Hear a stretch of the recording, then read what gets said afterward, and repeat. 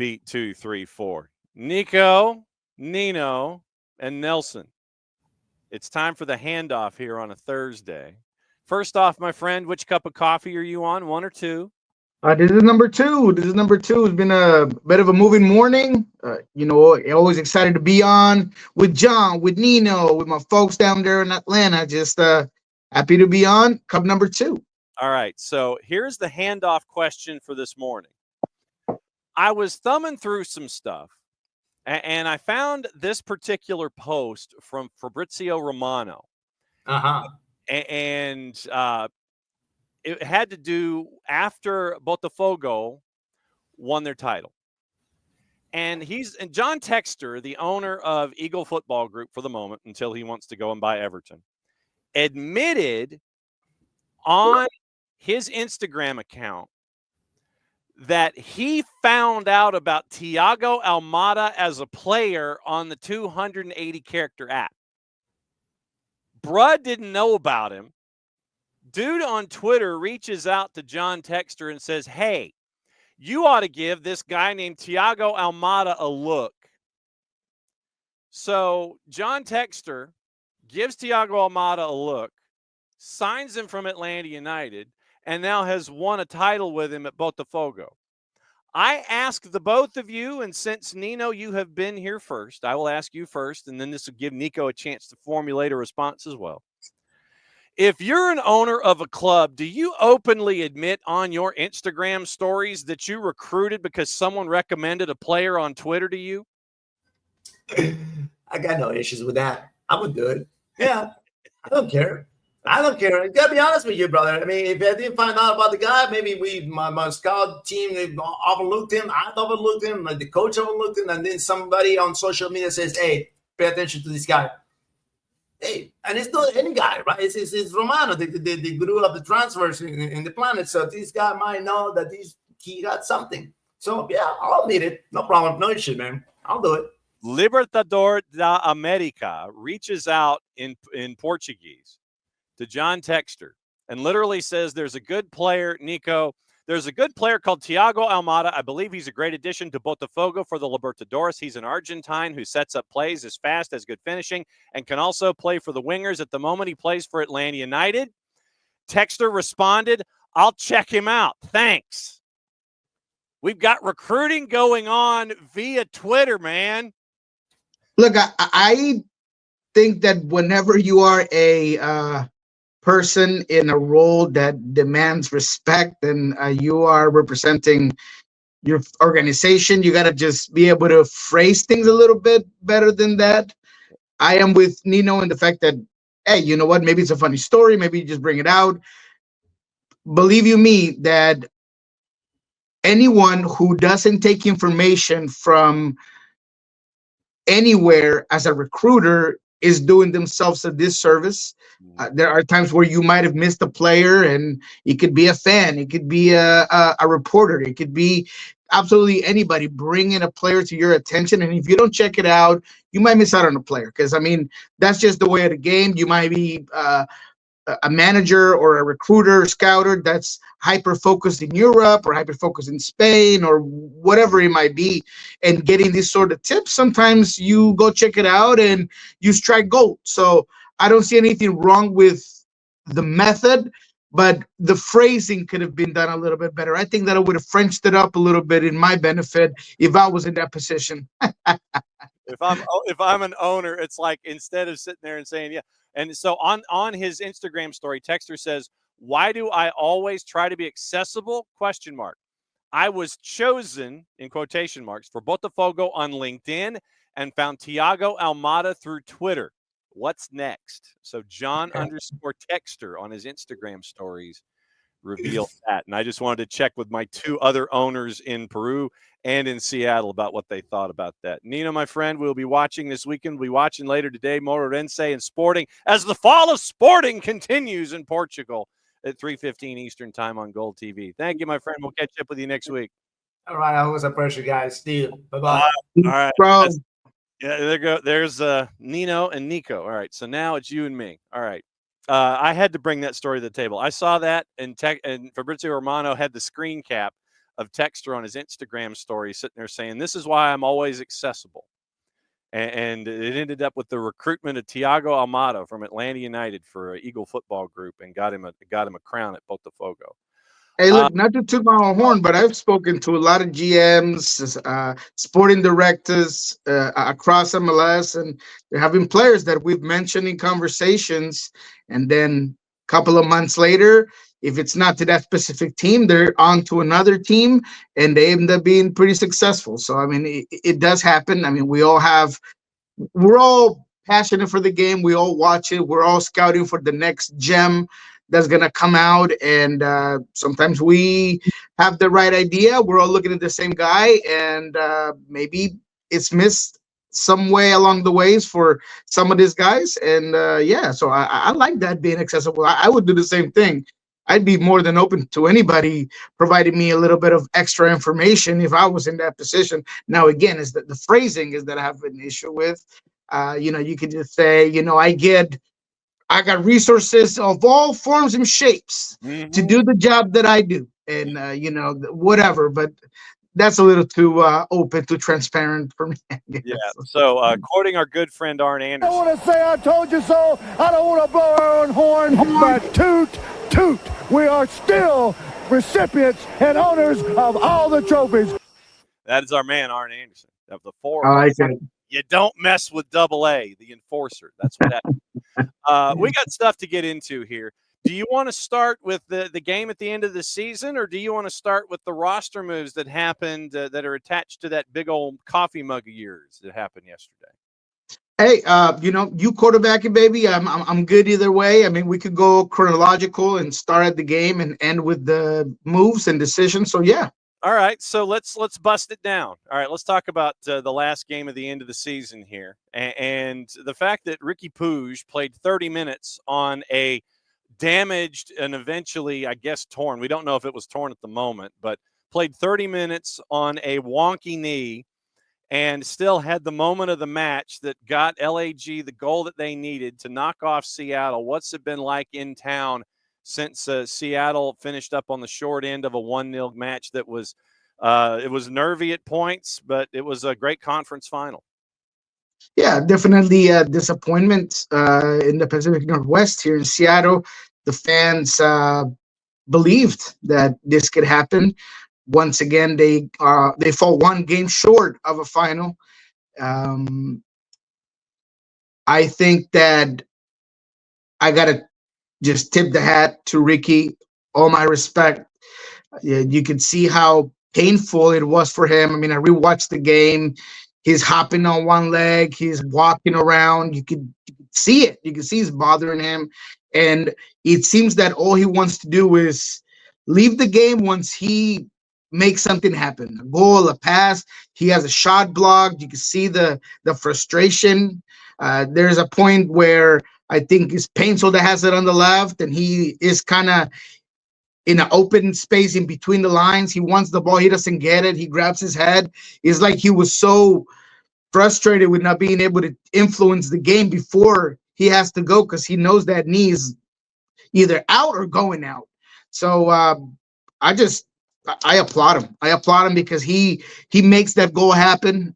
Seattle, on the other hand, I thought that they surprised me in the approach of the game, in the execution of the game plan to limit Ricky, to limit Painful, to limit Peck, even Joveljic to a certain extent. They were keeping him off dangerous zones. They were not allowing services into Joveljic for most of the game. They really locked down the flanks. Nuhu did a fantastic job. But whenever you're facing a team like LA, you can't afford to make mistakes, and that's what ultimately cost Seattle the game. Nathan passes the ball, ill-advised pass into Alex Roldan in a pressure zone. I thought that pass was unnecessary where he put it. Alex Roldan tries to pass it immediately to Joe Pablo. That pass, he kind of whiffs it, takes a big bounce. It ends up on LA Galaxy player, ultimately into Ricky into Joveljic, and that's the game. So credit to Ricky, credit to LA Galaxy for staying in the game, for also being patient. They could have changed things around. They had some issues of their own. Marco Royce ends up leaving in the 45th. I thought Delgado did a great job coming in and filling in. So credit to Greg Vanney and this LA Galaxy team in Seattle. As much as they had their difficulties throughout the season, I thought in the playoffs they played sound soccer. They played to their strengths, which was being a defensive team. In this one, no Yemer Gomez Andrade, no Reed, no Paul, and you still are able to hold the best offensive team in MLS, probably, without Inter Miami, perhaps. But they were definitely the most talented group, in my opinion, up top.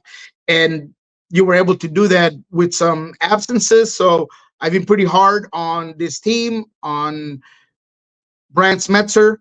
And I will give him credit for going in front of the cameras and saying this was not a successful year. I agree with him. And he could have gone up there, chest forward and saying, look, nobody believed in us. We got to where we did. We got as far as, many teams would have wanted to be. We got to the final of the Western Conference, and he didn't. He was very forward about it not being a successful year. And I agree with him, and I applaud him for it. It appeared to me, and call me an idiot if I'm an idiot, that what Seattle wanted to do was make LAG fight left-handed. And what I mean by that is they took Paintsel away and they tried to take Peck away at times, and Peck ends up on the left-hand side and he gets to create with Puig. But it looked like they wanted to try to have LAG fight left-handed. Let's take the Bishop out of play. Let's kind of pin him in. So we'll pin Joveljic in. We'll take Paintsel away and try to have Puig and Peck and that left-hand side beat us. Was I wrong in that?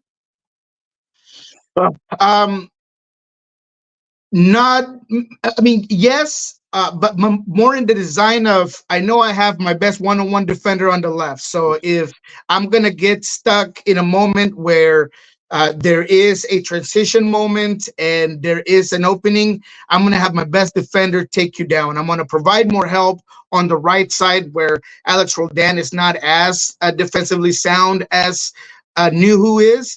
That's also the side where I had Nathan, who had less than 8 starts on that end. So there was a little bit more of a collective effort on that side, and knowing that, and he did, ends up locking down Nuhu, ends up locking down Peck, then I feel a little bit better by putting all my efforts to my quote-unquote weaker side. So yes, I did think that they tried to move it on over here, and LA Galaxy, in a very savvy way, they started to force balls into Paintsel and force balls on the other side, and that ended up working quite a bit. So I don't think you're wrong on that. I think that there was a sense of more of the effort being done to maybe leave Peck and Ricky out on the left side. So now LAG is in the last game of the year. Royce is a question mark. Puig is out. How do you foresee them trying to keep this attack going in 5th gear up against this Red Bulls team? How do you envision this lineup looking now? Yeah, I mean, I think you go back to, I don't remember if it was June when Ricky missed 5 games. I believe that in those 5 games, they won 3, lost 1, and drew 1. It was Cerrillo, Delgado, and Fagundes in that midfield. And I feel like Fagundes can do a lot of the Ricky type stuff. Obviously more limited. I don't want to call him Ricky. I'm just saying when it comes to the passing, when it comes to the ability to distribute, he's not as strong, obviously, getting forward and being vertical with the ball, breaking lines with the ball, but he can definitely provide some of the Ricky things that can hold this team together. And I think that when it comes to depth, LA Galaxy has it in midfield. They still got, Bruckman if they want to bring him in. They want to play a little bit more defensive. If they want to be more careful. But I think he will be just Fagundes coming in.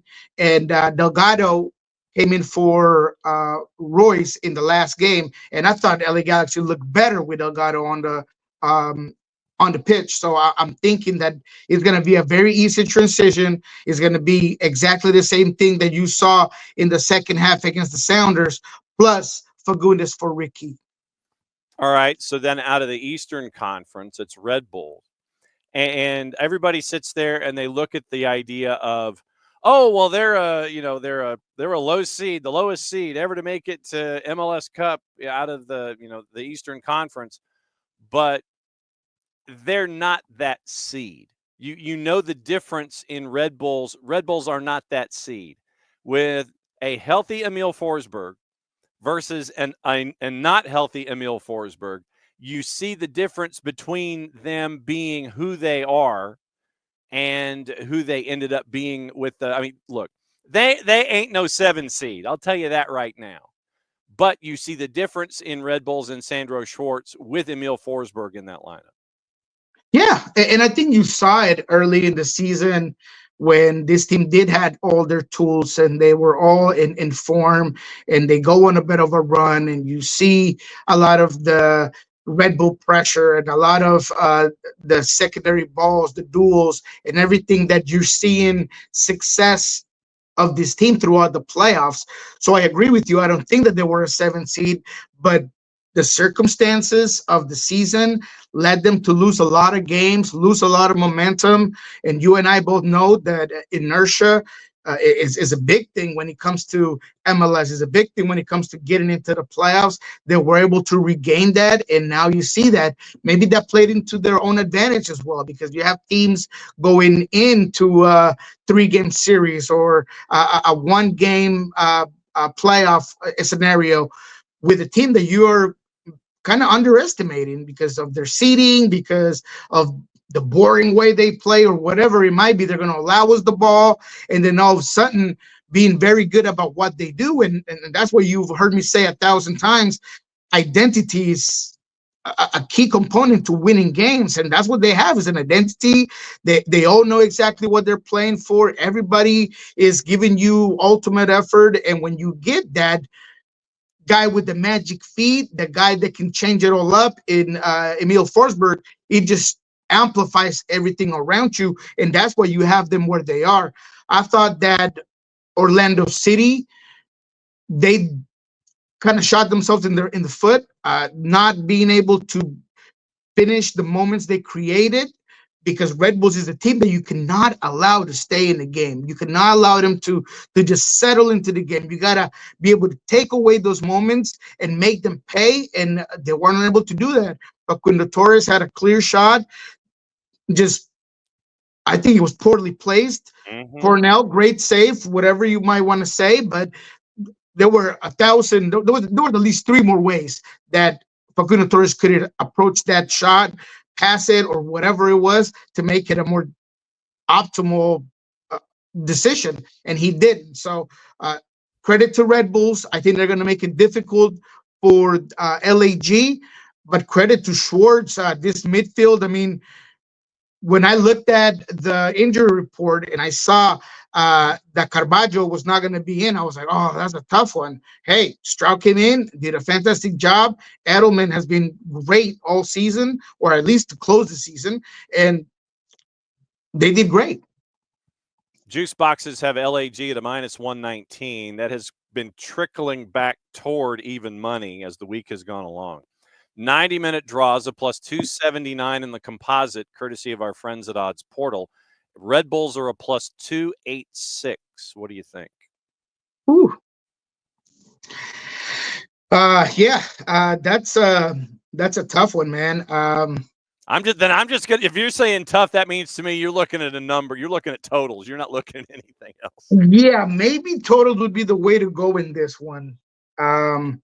But either way, let me just kind of break it down to you, just because as much as I do believe that this LA Galaxy team has depth to replace Ricky and perhaps Marco Royce, who I don't think is as influential as Ricky, obviously.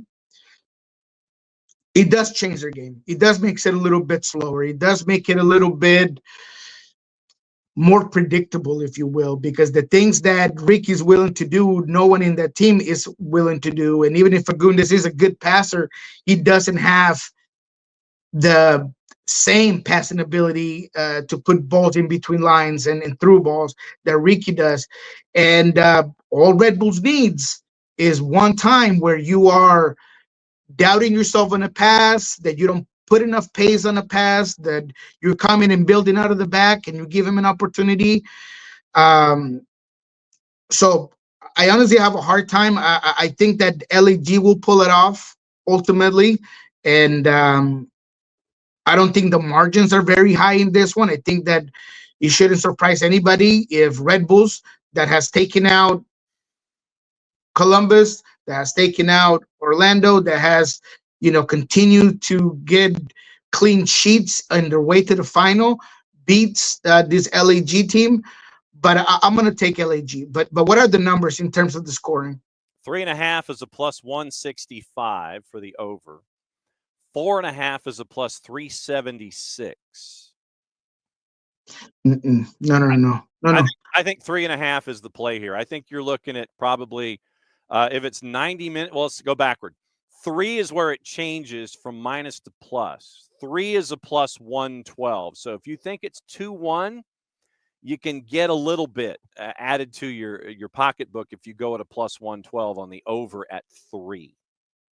Yeah, look, let me get that 3.5, and I'm gonna take LAG.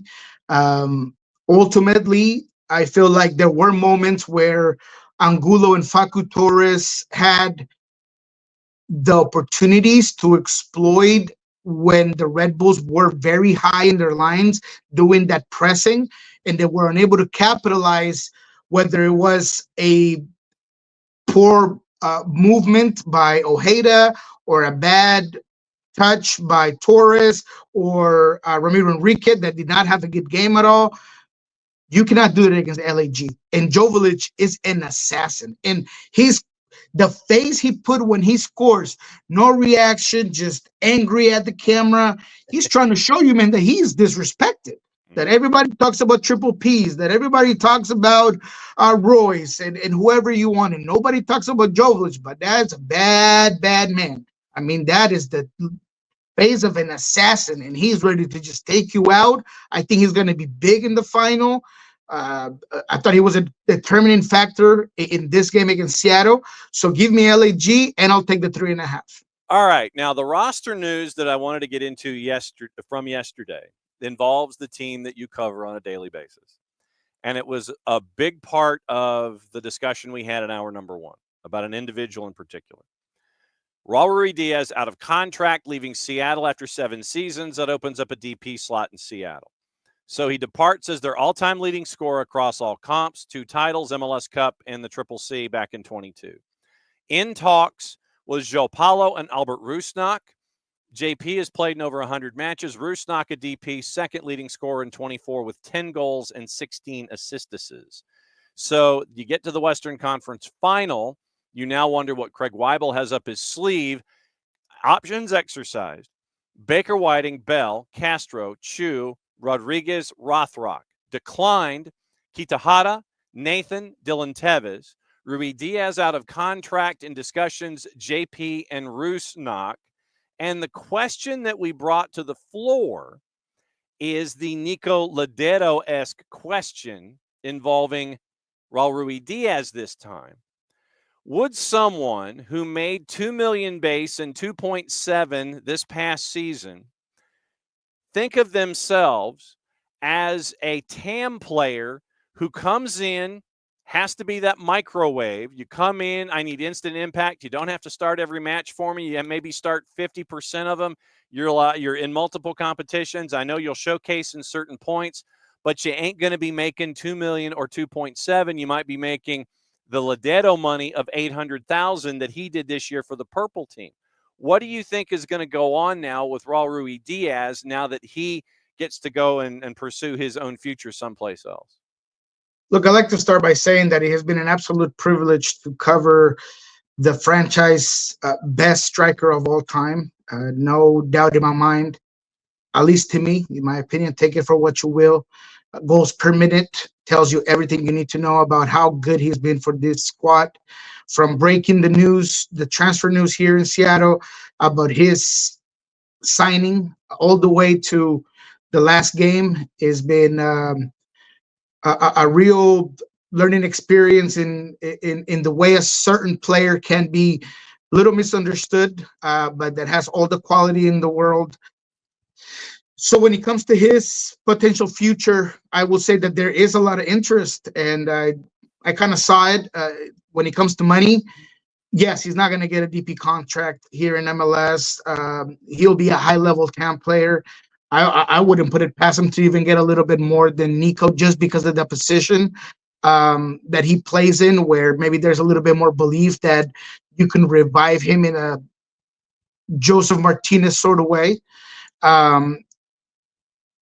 So I think that there are two markets that have the advantage. One is MLS. After December 12th, when free agency opens, you'll be able to take real offers.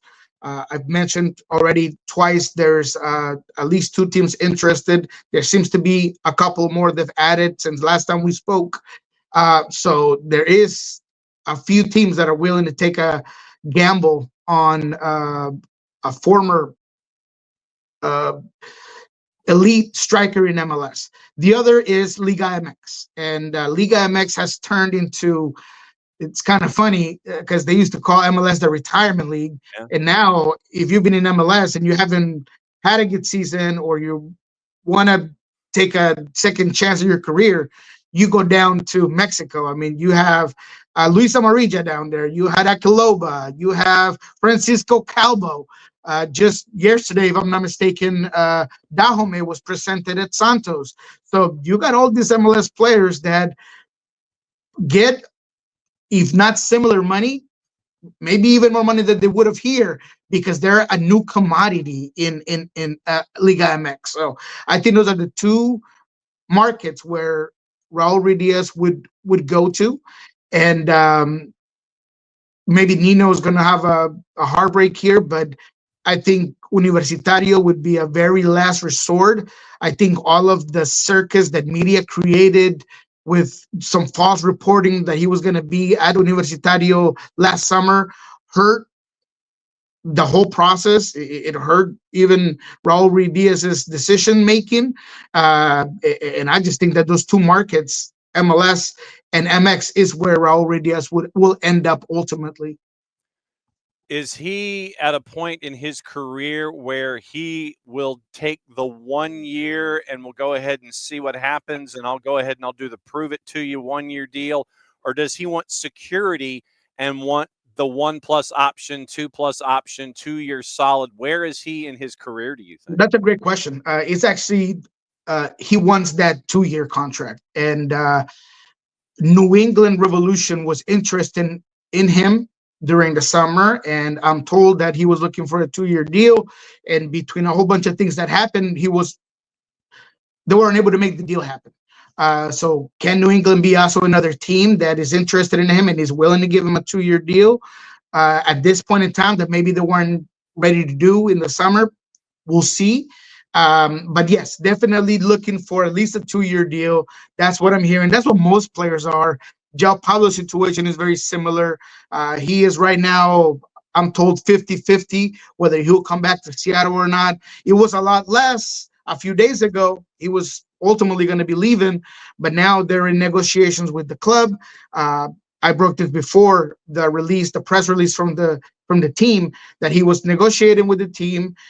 He does want a 2-year deal, so that's going to be important for any player at that age, right? Is job security. Is I want to make sure that I'm getting at least 2 years, and then we'll see what happens after that. So yes, Raul, JP, both of them will be looking for that 2-year deal. In terms of the other players that are out, I don't see Dylan Tevez coming back. I don't see Sota coming back. Nathan definitely not back for that price tag. So Seattle definitely making some moves to either trying to bring down the price of some of these other players or looking elsewhere to get that depth. What about Rusnak? Albert is an interesting one, man, because look, there's a huge discussion. We just had that on 93.3 KJR in radio last night, and it's hard to argue that the numbers aren't there. And I am someone who does believe that if you are a player that came on, produced for my team, I'm going to take care of you. But that doesn't mean I'm going to throw the house out the window either. I'm not going to put myself in a situation where if you want to raise that's beyond reasonable, then I got to let you go. But he's on a contract that's about 2.3, if I'm not mistaken, right now.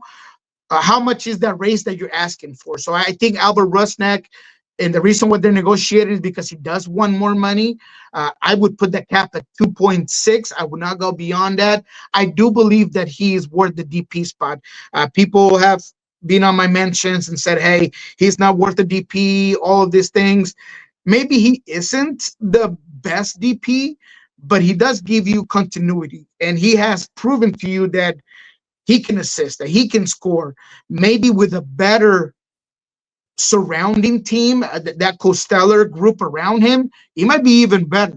I've said 1, 2, 3, 4, 5 times that the Sounders need to go get a 26 to 27-year-old striker that has 20 goals in him, that is a proven striker, and that immediately changes and amplifies the things that Albert Rusnak can do. And then you can see what happens with Jordan. Play him out wide, have him, take turns. Maybe you look into a situation where you try out 2 strikers, but I do not think that going into 2025 with Jordan Morris as your only striker or as your main striker is a great solution. Because hear me out here, John. Mm-hmm. People have this misconception that Jordan Morris won the position as the lone striker for this team throughout the season, and he didn't. He was given that position on preseason. Raul Ruidíaz was relegated to the bench and was always going to be a bench player going into the season, and the only reason why he played as a starter to start 2024 was because Albert Rusnak was hurt. There was a need to go to a 4-4-2 that didn't quite work. I remember asking Jordan Morris if he didn't want to go back to the wing, if he didn't think that he was better, because it wasn't working. It wasn't working with him up top. Now he grew into the position and he got a lot better. And you've heard me say right here that Jordan Morris has grown as a striker and has done a lot of the hold-up play, link-up play, a lot of the things that he wasn't doing before, a lot better now. But that does not mean that I don't think that this team should not go out there and spend that DP money on a proven commodity that can come in and put the team on his shoulders and come out big in big moments when it comes to the striker position. What is going on this weekend with you and MLS Cup and Pulso Sports on the soccer bar? I imagine that you guys are going to be watching it with your feet kicked up and yelling at a TV screen. What's going on? Yeah, so we're doing a couple of things. I am actually setting up an end of the season open mic for later on today at 5:30. I'm just going to take people's questions, little Q&A. We'll see who shows up in terms of some of my colleagues or, special guests. But the whole point of this is just to get a take on everybody in terms of what they saw from the Sounders this time around and what's coming up in 2025. If you want to hear my take on whether this was a successful season or not for the Sounders, I don't think it's successful, but I thought it was encouraging. There were little things that we can talk about there in that open mic. We're obviously going to touch up on the final. We're going to be on in Soccer Bar here in about 40 minutes to break down the final nice and in-depth. And we'll definitely have a end of the season special for you guys on Wednesday next week. So that's kind of what we have already programmed in Pulso Sports and Soccer Bar. As always, my friend, great to see you. Go enjoy the rest of that second cup of coffee. Get ready because you got to get to talking in 40 minutes. Love you, my friend. We'll see you next week. Appreciate you guys. All right. So he's going to enjoy that cup